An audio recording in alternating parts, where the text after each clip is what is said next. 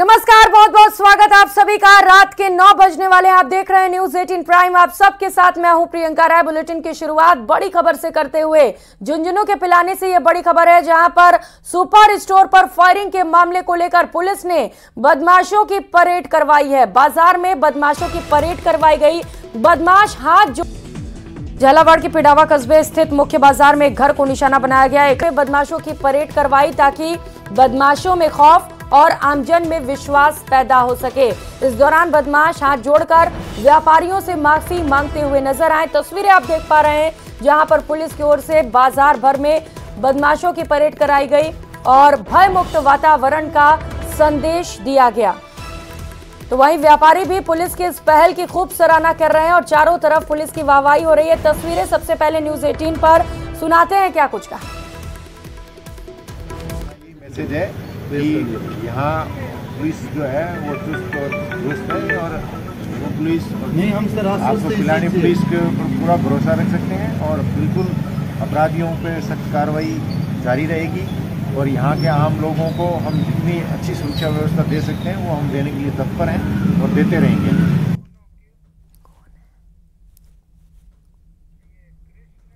सहयोगी कृष्ण सिंह शेखावत इस वक्त हमारे साथ जुड़ चुके हैं। कृष्ण, ये तस्वीरें वाकई अपराधियों में खौफ और आमजन में विश्वास पैदा करती है, क्या कह रहे हैं व्यापारी?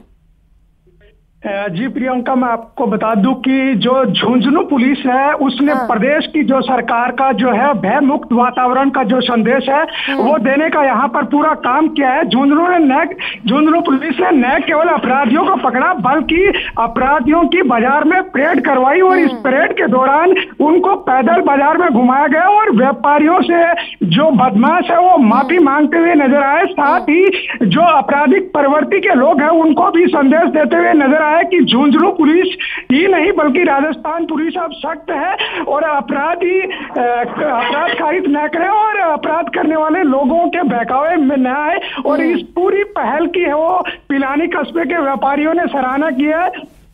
परेड के दौरान व्यापारियों ने राजस्थान पुलिस और झुंझुनू पुलिस जिंदाबाद के नारे गाए हैं और झुंझुनू पुलिस अधीक्षक देवेंद्र बिश्नोई की इस पहल पर यह परेड करवाई गई है और पुलिस ने व्यापारियों और आमजन को भयमुक्त वातावरण का संदेश दिया है। जी, बड़ी खास पहल कृष्ण पुलिस की ओर से ताकि अपराधियों में खौफ पैदा हो सके।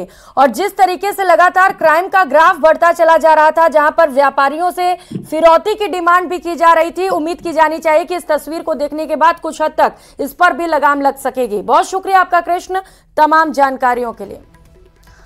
खबरों में आगे बढ़ेंगे। प्रधानमंत्री नरेंद्र मोदी के लक्षद्वीप जाने के बाद से पूरे देश में लक्षद्वीप को लेकर नया उत्साह दिखाई दे रहा है। वहीं मालदीव के जिन मंत्रियों ने पीएम मोदी को लेकर विवादित बयान दिए थे उन्हें मालदीव सरकार ने सस्पेंड भी कर दिया है।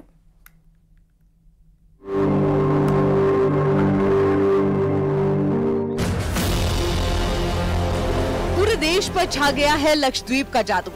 हर कोई अब लक्षद्वीप जाना चाहता है और ये सब हुआ है पीएम मोदी की लक्षद्वीप यात्रा के बाद।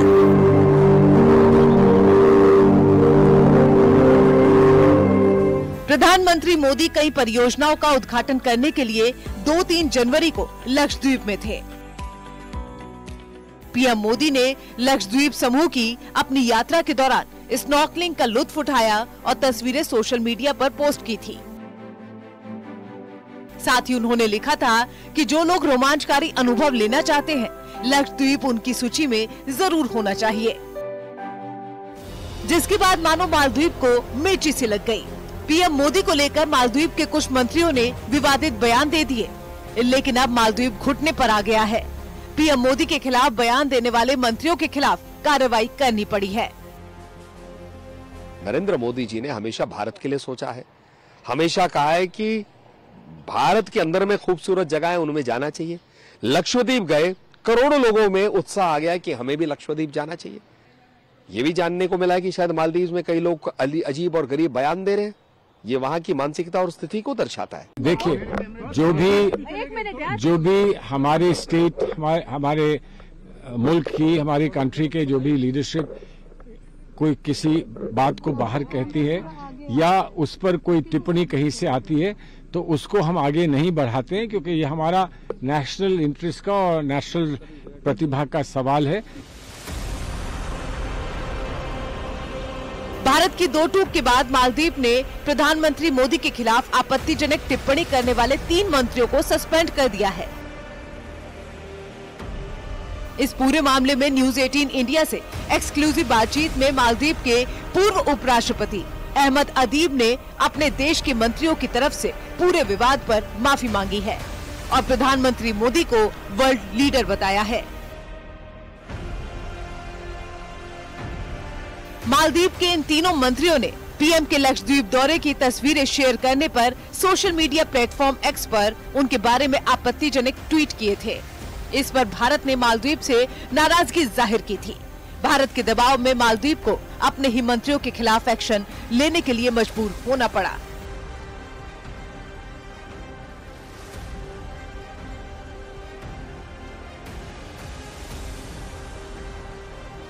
मालदीव के मंत्री के बयान के बाद भारत के आम लोग ही नहीं, सेलिब्रिटी भी गुस्से में हैं।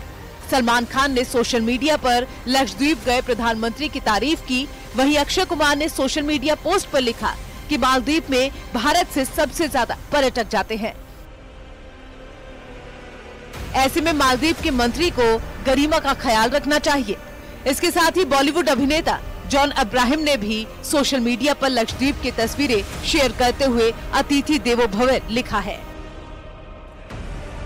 बरेली के मौलाना शहाबुद्दीन रिजवी ने मालदीव पर निशाना साधा है। मालदीव के लोगों ने और वहां के सियासी कद्दावर शख्सियतों ने जिस तरह से भारत के लोगों की आलोचना की है और ऐसे ही भारत के प्रधानमंत्री की भी आलोचना की है और अपशब्द कहे हैं, तनकीद का निशाना बनाया है, यह निहायत ही काबिल अफसोस बात है और भारत का मुसलमान इन तमाम चीज़ों को बर्दाश्त नहीं कर सकता। मालदीव के राजदूत इब्राहिम शाहिब तलब करने के बाद दिल्ली में विदेश मंत्रालय के दफ्तर पहुंचे, जहां वो साउथ ब्लॉक में स्थित विदेश मंत्रालय पहुंचे और थोड़ी ही देर में वापस चले गए।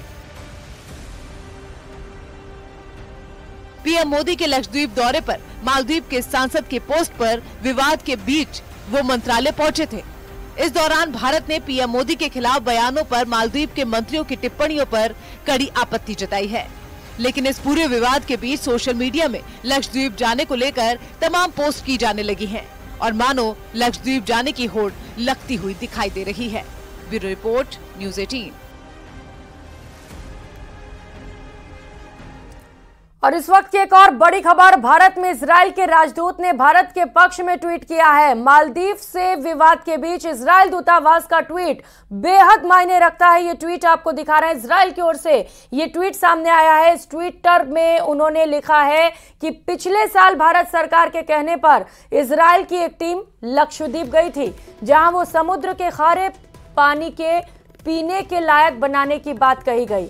इजराइल दूतावास का कहना है कि अगर भारत सरकार चाहे तो वो लक्षद्वीप में कल से काम शुरू करने को तैयार है। तो इजराइल की ओर से भारत के समर्थन में ये ट्वीट सामने आया है। उन्होंने ट्वीट करते हुए भारत का समर्थन किया है और कहा है कि अगर भारत सरकार चाहे तो वो लक्षद्वीप में कल से ही काम शुरू करने को तैयार है।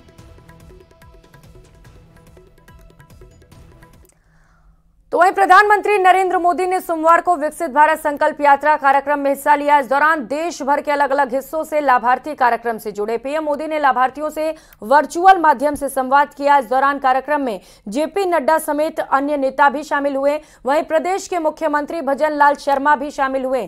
पीएम मोदी ने कार्यक्रम को संबोधित करते हुए कहा कि मोदी की गारंटी की चर्चा दुनिया भर में हो रही है। हमारा फोकस युवा, गरीब, महिला और किसानों पर है। इसके साथ ही उन्होंने कहा कि देश में गरीब के स्वास्थ्य में सुधार हुआ है।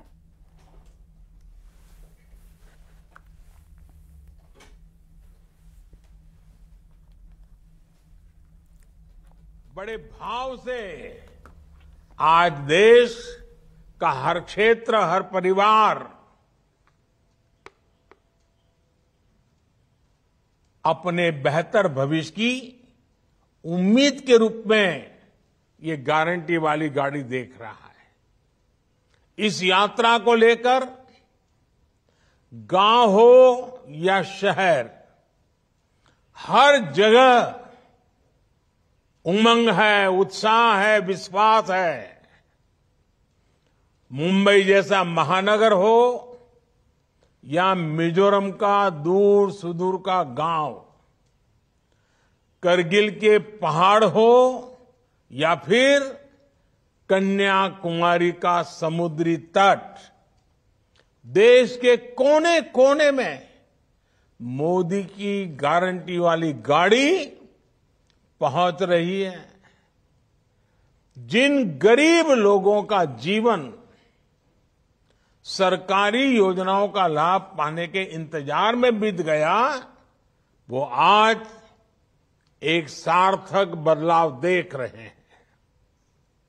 किसने सोचा था कि कभी सरकारी कर्मचारी, सरकारी अफसर, ये बाबू और ये नेता लोग खुद गरीब के दरवाजे पर पहुंचकर पूछेंगे कि आपको सरकारी योजना का लाभ मिला या नहीं मिला। खबरों में आगे बढ़ेंगे। राजस्थान विश्वविद्यालय के 78वें दीक्षांत समारोह में विशिष्ट अतिथि के तौर पर लोकसभा सांसद रामचरण बोहरा ने शिरकत की। इस दौरान उन्होंने 2.5 दिन के झोपड़े को लेकर विवादित बयान दिया। उन्होंने अपने संबोधन में कहा कि 2.5 दिन के झोपड़े को बनाने के लिए वहां मौजूद संस्कृत विद्यालय को तोड़ दिया गया। सुनाते हैं आपको क्या कुछ कहा।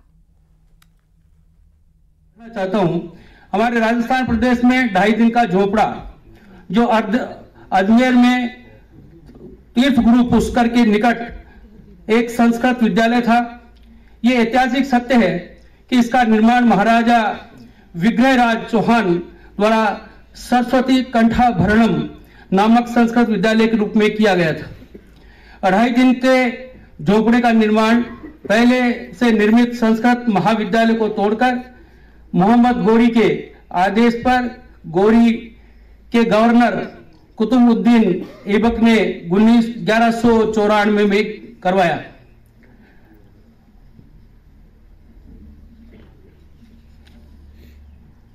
मोहम्मद गोरी ने त्राइन के दूसरे युद्ध में पृथ्वीराज चौहान को हरा दिया और उसके बाद अजमेर में स्थित इस सुंदर संस्कृत महाविद्यालय में रद्दबंद करके उसे मस्जिद के रूप में परिणत किया। इसका प्रमाण है अजमेर में 2.5 दिन के झोपड़े के मुख्य द्वार के बाईं ओर लगा संगमरमर का एक शिलालेख जिस पर संस्कृत विद्यालय का उल्लेख है। इसकी दीवारों पर विग्रहराज चौहान द्वारा विरचित हरकेली नामक संस्कृत नाटक के साक्ष्य आज भी ऐसे देखे जा सकते हैं जो इसके संस्कृत पाठशाला होने के साक्षी हैं। इस्माइल दास्ता के कलंक से मुक्त के दिन अब आ गए हैं।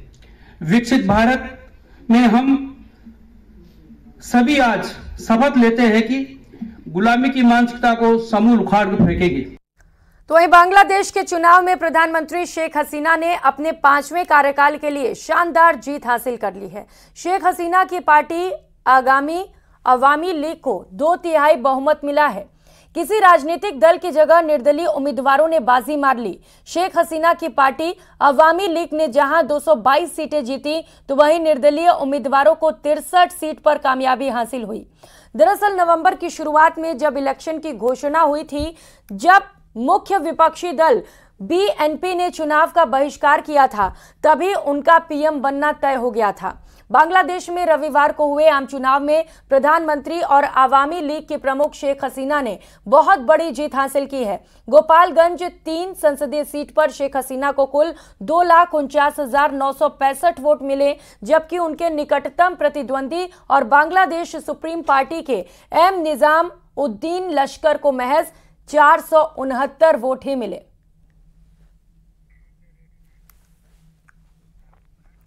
और खबरों में आगे अब बढ़ते हुए बालाकोट एयर स्ट्राइक से जुड़ी खबर है, जिसके समय पाकिस्तान में भारतीय उच्चायुक्त अजय बिसारिया ने किताब लिखी है। इस किताब से जो खुलासा हुआ उसे बीजेपी नेता अमित मालवीय ने ट्वीट किया है। अजय बिसारिया ने अपनी किताब में लिखा है कि पुलवामा हमले के बाद भारत के एक्शन से पाकिस्तान घबराया हुआ था। हमले के डर से पाकिस्तानी पीएम रहे इमरान खान ने आधी रात प्रधानमंत्री नरेंद्र मोदी से बात की कोशिश की, लेकिन उन्होंने मना कर दिया।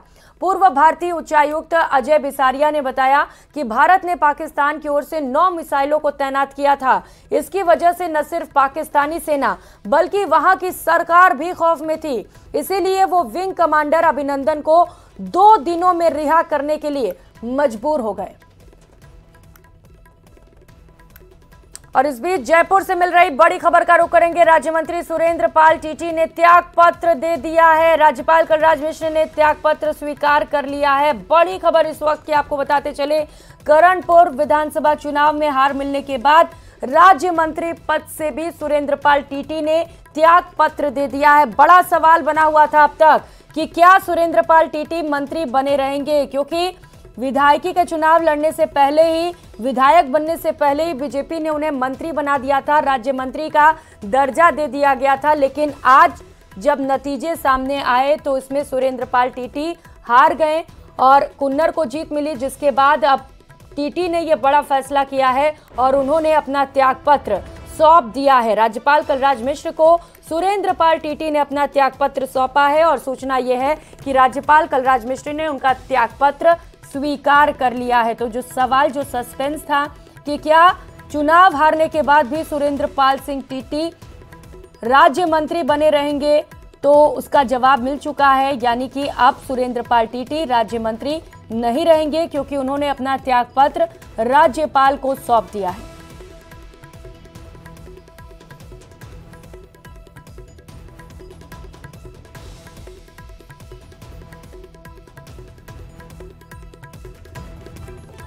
तो कांग्रेस ने करणपुर में इमोशनल कार्ड खेला, जिससे कि कुन्नर को जीत मिल गई है और इसी के साथ सुरेंद्र पाल टीटी को करारी हार का भी सामना करना पड़ा। हालांकि कांग्रेस ने इसे जमकर मुद्दा भी बनाया था, जहां पर कांग्रेस का कहना था कि लोकतंत्र की हत्या की जा रही है। विधायक बनने से पहले ही सुरेंद्र पाल टीटी को राज्य मंत्री बना दिया गया है, जिससे कि मतों पर असर पड़ेगा, जो मतदाता है उनकी सोच पर असर पड़ेगा, जो कि गलत है। और इसे लेकर जमकर कांग्रेस की ओर से हंगामा भी किया गया।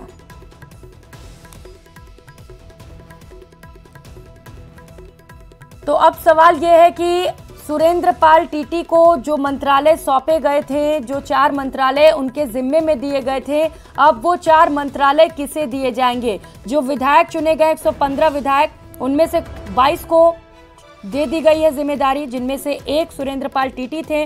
अब सवाल यह है कि अब किस विधायक को मंत्री बनाया जाएगा, राज्य मंत्री का जिम्मा, और जो 4 मंत्रालय सुरेंद्र सिंह टीटी को दिए गए थे वो अब किनके हाथों में सौंपे जाएंगे, क्योंकि टीटी ने अपने मंत्री पद से इस्तीफा दे दिया है। उन्होंने राज्यपाल कलराज मिश्र को इस्तीफा सौंप दिया है और अब सवाल यह है कि जो 4 मंत्रालय टीटी के पास थे वो मंत्रालय आखिर अब किसे मिलेंगे।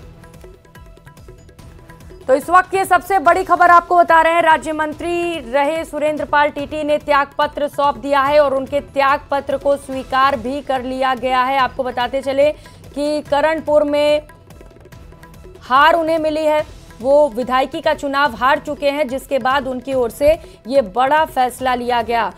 हालांकि बीजेपी ने जब उनके नाम का ऐलान किया था मंत्रियों की लिस्ट में, तब से ही लगातार कांग्रेस इसे लेकर हमलावर रही और अब विधायकी का चुनाव हारने के बाद सुरेंद्र सिंह टीटी ने राज्य मंत्री पद से इस्तीफा दे दिया है।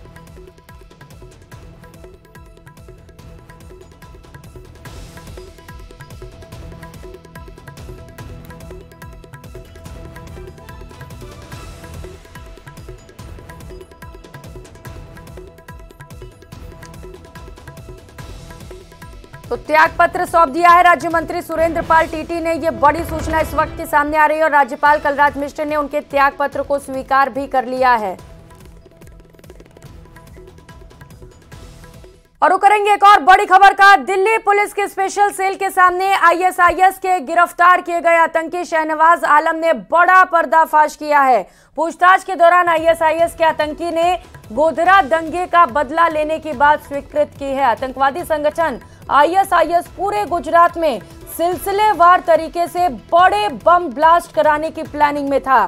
न्यूज 18 इंडिया की एक्सक्लूसिव रिपोर्ट के मुताबिक गुजरात का गांधीनगर, अहमदाबाद, बड़ोदरा और सूरत आतंकियों के निशाने पर था। सिलसिलेवार तरीके से यहां पर बॉम्ब ब्लास्ट की प्लानिंग की जा रही थी, लेकिन उससे पहले ही बड़ी सफलता हाथ लगी और इन आतंकियों को पकड़ लिया गया। एक एक कर पूछताछ के दौरान आतंकियों की ओर से कबूलनामा हो रहा है और कई बड़े खुलासे होते चले जा रहे हैं। गुजरात में बॉम्ब ब्लास्ट की प्लानिंग की गई थी, सीरियल बॉम्ब ब्लास्ट, और इसमें कई जिले शामिल हैं, जिनमें गुजरात के गांधीनगर से लेकर अहमदाबाद, बड़ोदरा और सूरत को भी शामिल किया गया था, जिन्हें आतंकियों ने टारगेट पर रखा था और वहां पर बॉम्ब ब्लास्ट किए जाने थे।